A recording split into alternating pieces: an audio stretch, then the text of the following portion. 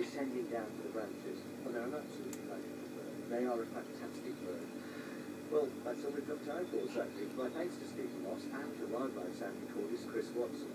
You can find more information about the birds we've been discussing and listen to their calls and songs on our webpage at bbc.co.uk/radio4.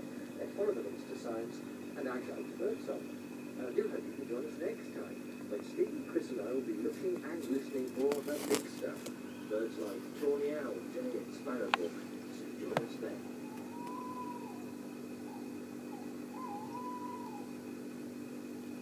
And that next time will be in a week from now.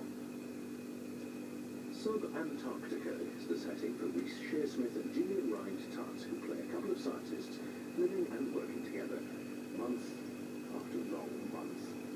Researching the albatross can only eat up so much time, so the days need to be filled. I started reading this book just trying to read